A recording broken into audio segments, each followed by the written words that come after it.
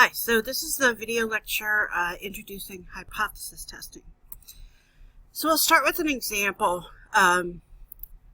So we're supposing we take a random sample of 50 pizza deliveries from a company that claims they deliver in less than 30 minutes on average. So in our sample of 50, we're assuming we've got a mean of 28 minutes, and we assume we know the population standard deviation is 5.6 minutes. So the question we want to ask is this enough evidence to suggest that the population mean delivery time, so not in the sample but in the population, that's less than 30 minutes? This is the kind of question that we can answer with a hypothesis test. Hypothesis testing is the most common tool statisticians use and researchers use, and most of the rest of the course is hypothesis testing. So this is not a section that you want to get behind on. So try to get a good grasp on this section and let me know if you have any questions on it. So we'll start with the concept. In every hypothesis test, there's two hypotheses. So the first one is called the null hypothesis, and it's H with a sub-zero, and we call that H naught, or the null hypothesis. The other one is called the alternative hypothesis, HA or H1. HA and H1 are completely interchangeable. They mean the same thing. The alternative hypothesis is what we're trying to prove. So that's always the question that's being asked is going to be in the alternative hypothesis. The null hypothesis is the one that we have to assume is true unless we have enough evidence to the contrary. So this H naught is it's called the null hypothesis because it's the hypothesis of no information. So hypothesis testing was actually modeled after the criminal justice philosophy that a person is innocent until proven guilty. And in that case, we've got two hypotheses. The person is innocent is going to be our null hypothesis. That's what we assume unless we can prove otherwise. And the alternative hypothesis that the person is guilty, that's what we're looking to prove. That's the hypothesis that we're testing. In that analogy, there are two possible conclusions. And these two parallel conclusions are going to be the same as what we're going to use, but with different hypotheses. So in this case, there are two possible conclusions. The first one is the defendant is found guilty. If that's the case, then we would say we reject H naught. And let me go back and look here. We'd say we reject H naught, meaning we have enough evidence to say that the person is guilty. So again, we reject the null hypothesis. So we start with the assumption of the null hypothesis. We reject that in favor of being able to conclude the alternative hypothesis. So the two parts of the conclusion here are reject H naught, that's the first part, and the second part is there is sufficient evidence to conclude that the person is guilty. That's the first conclusion. The second conclusion sounds at the beginning like it might sound initially like it's a double negative, but it's really not. It says we fail to reject H naught. So let me go back over here. We fail to reject H naught, which means we're stuck here at H naught. We cannot conclude that the person is guilty. So that I want to point out, though, that this does not mean that we are concluding the person is innocent. Just like in the criminal case, if the verdict comes back not guilty, that doesn't mean the jury is affirming that the null hypothesis is true. It's just saying that we can't conclude the person is guilty. Okay, so the two parts of that conclusion are fail to reject H naught, that's the first part, and then the second part is there is not sufficient evidence to conclude that the defendant is guilty. Okay, so two possible conclusions, and that's all there is. So we would never say we conclude H naught or that we accept H naught, because that would imply that we're looking for proof of the null hypothesis, when this is never what we're doing. We're only looking for, is there evidence of the alternative or is there not? So we've got 4 steps in hypothesis testing, and so we're gonna look at each one of these in great detail. The first one is we have to set up hypotheses. We have to set up what is H naught and what is HA in the given problem we're looking at. Step 2, we have to calculate something called the test statistic and something else called the p-value. Step 3, we have to state something called the rejection rule. And then step 4 is to state the conclusion, both parts of the conclusion, whether you reject H naught and whether there is enough evidence to conclude the alternative hypothesis. So now let's start with setting up the hypotheses.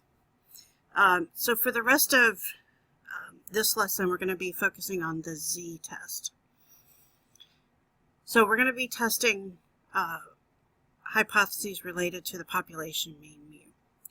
So we've got 3 possible sets of hypotheses.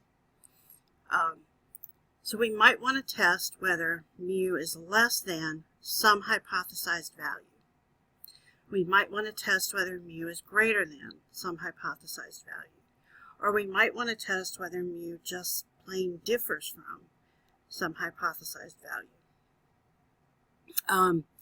This last one over here, the not equal to, that's referred to as a two-tailed test. The other 2 are one-tailed tests. Now, a word about the null hypothesis. We're never going to conclude the null hypothesis anyway, so it doesn't matter so much what we put for H naught. The other reason, and what I'm talking about here, is the fact that the opposite of less than is not equal to. The opposite of less than is greater than or equal to.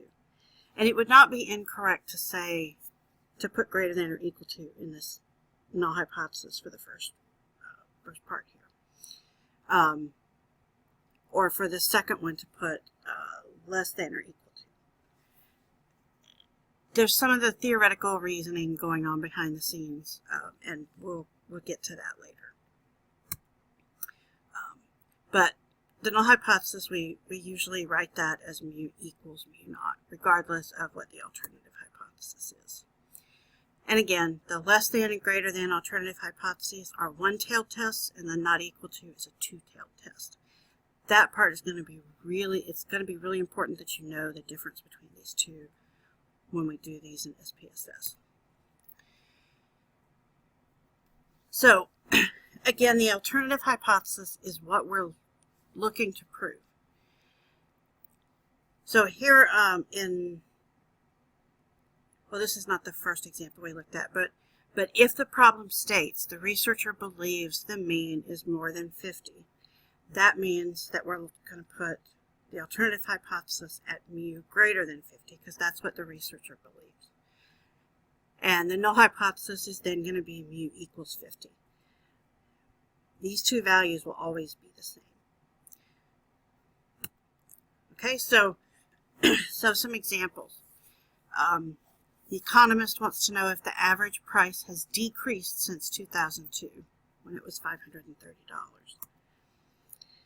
The alternative hypothesis is that mu has decreased from 530, so mu less than 530, and that means that the null hypothesis is mu equals 530. Second example, a farmer trying to decide if his tomatoes produce an average of more than 20 per season. So the question here is mu greater than 20? So that's going to be our alternative hypothesis. And so then H naught is going to be mu equals 20. Third example, has the average sentence for repeat offending drunk drivers changed since 1990 when it was 90 days. Changed doesn't give a clear indication of whether it's less than or greater than, so that's just going to be not equal to. And so then the null hypothesis is going to be mu equals 90. So for our pizza delivery example, the company claimed that they delivered in less than 30 minutes on average. Therefore, mu is less than 30 for our alternative hypothesis. All right, so that's the first step. The second step, finding the test statistic and p-value. Let's look at that now. So for every hypothesis test that we'll do, there's a test statistic that's calculated based on the data. Test statistic and p-value are basically, in the court case analogy, those are basically the evidence that you're looking at. So this is just a formula. You might recognize this as being from the central limit theorem. So we take x bar, subtract the hypothesized value, and then divide that by sigma over the square root of n. And just for the sake of clarity, I use z star for the test statistic. Most textbooks just use z, but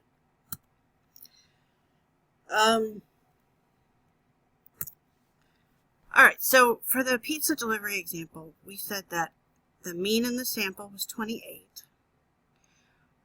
We'd subtract the hypothesized value of 30, and then divide that by the standard deviation was 5.6, and the sample size was 50. If we do that, we get negative 2.53. And let me give you a word about doing the calculation. You can use any calculating tool you want to, but please try to get it accurate. Try to do it accurately, so that if you want to do the bottom part first, write it down, that's fine.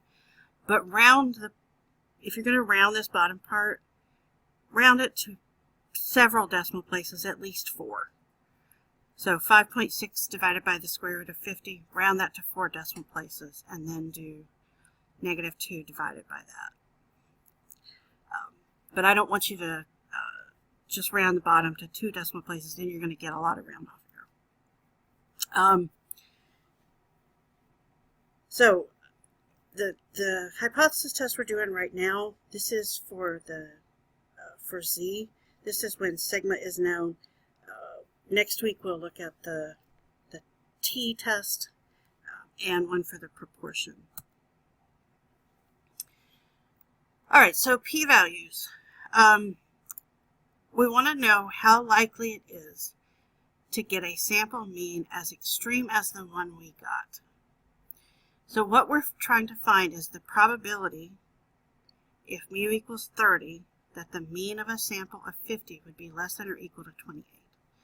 So how likely is it that we get a sample mean less than or equal to 28 if the null hypothesis is true? In our case, we would find the probability that z is less than the test statistic. Using StatCrunch, we'd get 0.0057. This tells us that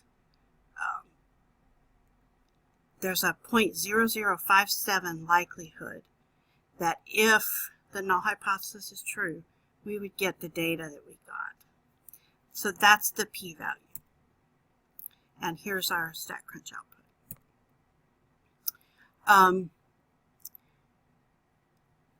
I'm running out of time on this video, so I will pick up there with part 2.